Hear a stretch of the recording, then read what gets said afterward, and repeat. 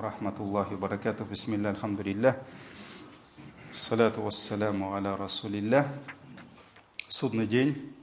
И мы с вами открыли большую тему аль-хисаб валь-джаза, которая называется расчет.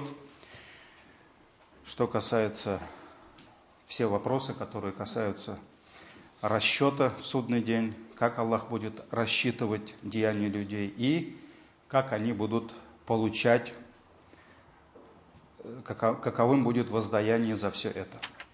И мы с вами говорили несколько лекций про то, как Аллах будет рассчитывать неверующих, потому что мы с вами говорили, что есть мнение некоторых ученых, что в судный день незачем рассчитывать неверующих, потому что у них куфр, и ни одно из их благодеяний оно не примется.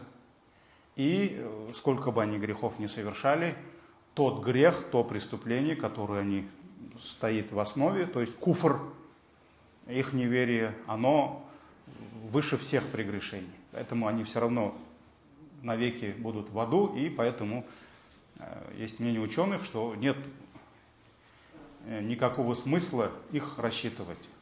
Но есть большинство ученых, которые говорят, утверждают и приводят свои доводы, что даже неверующим будет расчет, потому что есть такие-то, такие-то, такие-то причины. Вот. И сегодня мы с вами начнем говорить про правила или же принципы, которые будут лежать в основе расчета.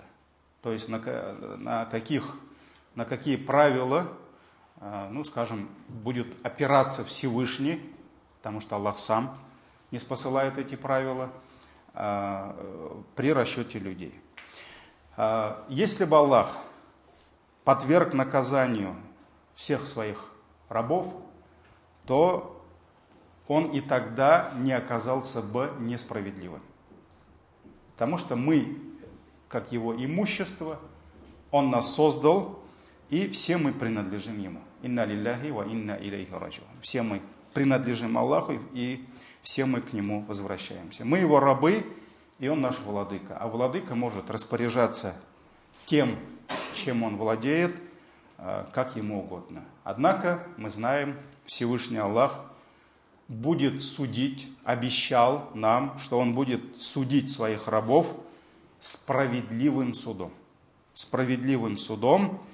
И во многих аятах и хадисах он нам разъяснил, какие же правила лежат в основе расчета в судный день. И первое правило – это абсолютная справедливость. Абсолютная справедливость, адль, которая исключает любую, даже мельчайшую примесь зульма. То есть есть адль, справедливость, есть зулем, то есть несправедливость. Справедливость Аллаха абсолютна, и она исключает любую несправедливость, любое проявление зульма. Всевышний Аллах дарует рабам своим их награду в судный день полностью и ничуть не уменьшает ее, то есть награду.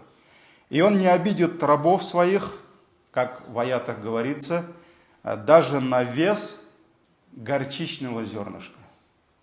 Даже говорится горчичного, потому что если сравнить, во многих хадисах, аятах идет речь про пшеницу, да, когда мы совершаем какое-либо благодеяние, это подобно пшенице, которая вырастает, превращается в колос, башак кайляна, а колос уже содержит десятки, а здесь 700 до 700. То есть здесь речь идет пшеница, где-то другие виды культур, да.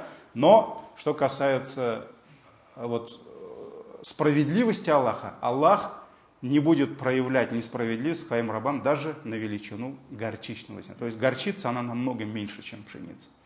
И поэтому Всевышний говорит, как, например, сура Аль-Бакара, 281 аят, тогда, то есть судный день, каждый человек сполна получит то, что приобрел, и ни с кем не поступит несправедливо. Несправедливо. И вот следующий аят, вот как раз про горчичное зерно. Это слова Лукмана. Лукман Хаким, мудрый Лукман. Мы знаем, в Коране есть аяты, где приводится наставление отца своему сыну. Лукман Хаким дает наставление своему сыну и говорит: «Я бунайя, о сыночек мой, ин таку мифкаля хаббатин мин хардаль», если что-то весом с горчичное зернышко будет внутри скалы, фатакун фи сахра, ау фи самавати, ау фил арды, то есть это горчичное зернышко окажется или же внутри скалы, или же на небесах, или в земле, неважно где, яти бих Аллах, Аллах принесет его. Аллах принесет. То есть Аллах найдет это горчичное зернышко. И в судный день Аллах принесет и поставит это на чашу весов. Или благодеяние, или злодеяние. Так ведь? Яти бих Аллах, инна Аллаха латифун хабир. Воистину, Аллах проницательный и хабирун, ведающий обо всем. Сура Лукман, 16 аят. Также сура Ан-Ниса, 40 аят. Всевышний говорит: Аллах не обижает никого даже на вес пылинки. То есть пылинка еще меньше, да? Пылинка, одна пылинка. Также Всевышний говорит, сурат Ан-Ниса, 77 аят. А последняя жизнь лучше для того, кто был богобоязнен. То есть таква. Вы же не будете обижены в судный день даже на величину нити на финиковой косточке, на кира. То есть вот мы знаем, что жизнь пророка, сподвижников, она была тесно связана с финиками. Это даже больше было, чем барянгу татар, да, картошка у татар. То есть они ели финики. И есть аят, где говорится накира, то есть Аллах не будет проявлять зулм по отношению к людям, даже не то, что на размер финика. Финик он большой. Не то, что косточка финика, а вот накир. Накир, ученые говорят, это вот эта борозда, вот эта полоска, которая разделяет косточку финика, не сам финик еще. Мы идем дальше. Вот эта борозда, которая разделяет на две части вдоль косточки финика, да, представили? Вот сейчас выйдете, финик возьмете и посмотрите. Накир. А есть другой аят, суратун Ниса. Если я не ошибаюсь, вот как раз сегодня будет тема хутбы. Там этот аят будет. «Валя юзлямуна фатиля». Аллах говорит, они не будут обижены в судный день даже на вес, на размер фатиля. Здесь накира, вот эта полоска, борозда, а фатиля это вот тонкая плева, пленочка тонкая, которая закрывает косточку финика. Вот, во-первых, субханаллах, вот Аллах выбрал, создал самый лучший язык для своей книги. Вот некоторые наши, не знаю, националисты говорят, почему Коран не на татарском, на арабском, субханаллах. Нет равных языков арабскому языку. Это самый совершенный язык. Это самый лучший язык. Да, мы татары, мы любим свой язык. Башкиры должны любить свой язык. Но ни один язык не может сравниться с арабским. Вот, субханаллах, финик. Да? Сколько имеет синонимов? Косточка. Мы говорим не про косточку. Аллах говорит накира. Вот эта борозда, она имеет свое название. Свое слово в алфавите. В словаре. А пленка вот эта, нам же нужно объяснять, вот на русском языке я не знаю этого слова. Как называется вот эта пленка, которая окутывает косточку финика? Есть название? Я не знаю. Надо поискать, да? А в арабском языке есть. У каждого предмета, у каждой части этого создания есть свои названия. Это огромный язык, огромный мир арабского языка.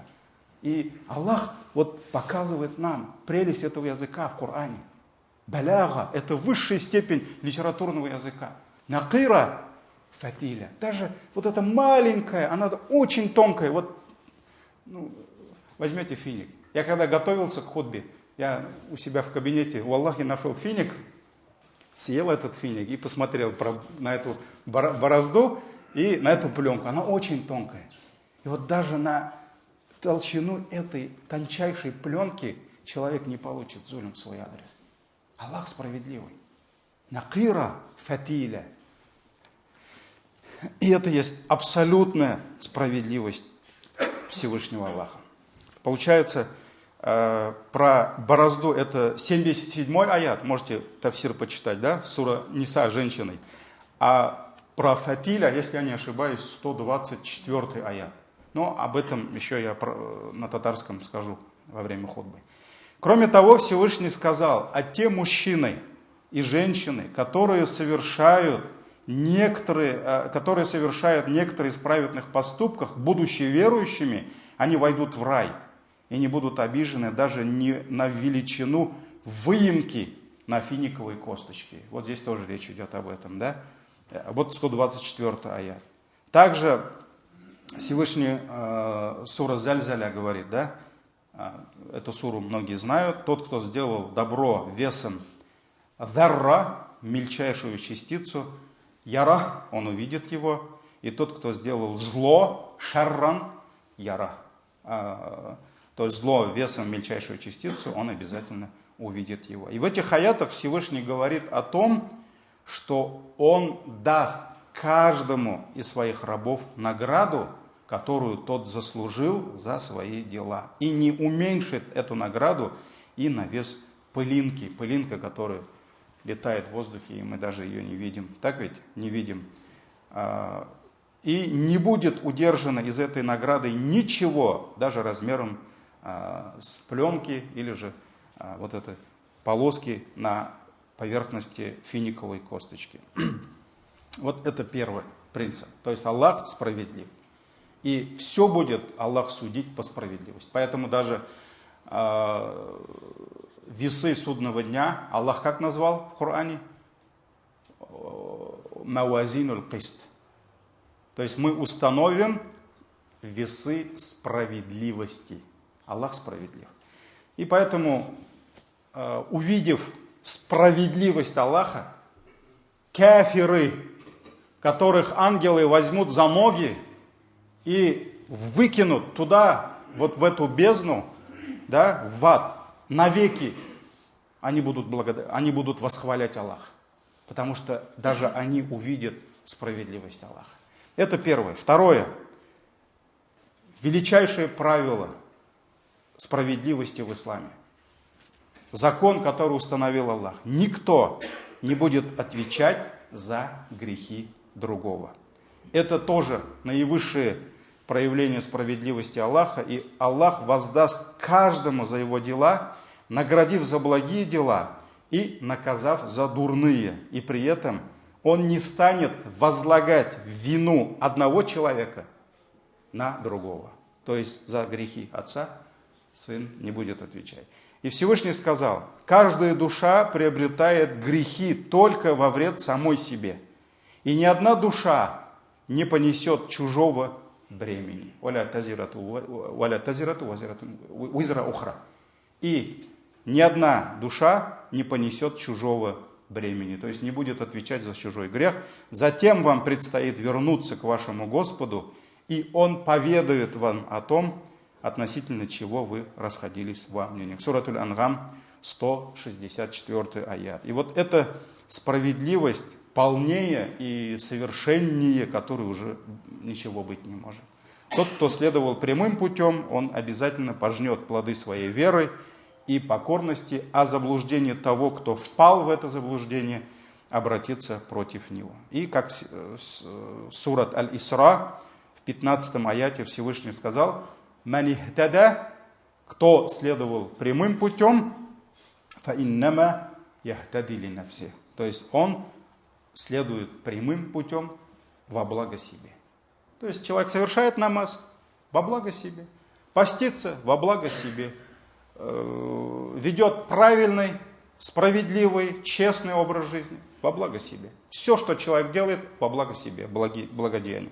وَمَنْ ضَلَّ, а кто впадает в заблуждение, فَإِنَّمَا يَضِلُّ عَلَيْهَا, то он должен знать, что он впадает в заблуждение во вред себе. Во вред себе. Человек совершает куфр. Прежде всего, кто от этого куфра страдает? Он, конечно. Поэтому Аллах говорит, это не мы его обижаем, а он сам себя обижает. Даже входя в ад. Это не Аллах его обидел и отправил его в ад, выкинул. Это он сам себя обидел. Это он залиму нафси. И Всевышний продолжает, «Валя тазиру вазиратун визра ухра». И ни одна душа не понесет чужого бремени, «Вама кунна муадзибина хатта набгата расуля». И мы никогда не подвергали наказанию людей, пока не отправляли к ним посланника. Пока не отправляли посланника. Сура Исра, аят 15. И вот этот величайший принцип является в то же время одним из законов, которые имели в законодательствах других посланников. То есть об этом говорили еще другие посланники, и поэтому привожу слова Муса, алейхиссалям, и завершу лекцию. Всевышний говорит, «Ам лам юнабба бима фи сухуфи Муса». Разве ему не поведали о том, что было в свитках Мусы? «Ва Ибрахим аллази ваффа». И в свитках Ибрахима, который выполнил повеление Аллаха полностью.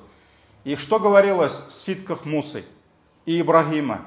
Аллах говорит, «Алла тазиру вазиратун визра ухра». Ни одна душа не будет отвечать за грехи другой души. Это то, с чем пришел Муса, алейхиссалям, это то, с чем пришел Ибрахим, алейхиссалям, другие пророки и наш пророк, саллаллаху алейхи вассалям. Человек получит только то, к чему он стремился. Его устремления будут увидены. И затем он получит воздаяние сполна. Сурату Наджм, аяты 36 до 41 аята. Вот поэтому это есть справедливость Аллаха. Иншаллах, продолжим. Субханак Аллахумма бихамдик, шаду ан ла иляха илля анта, астагфирука ва атубу илейк.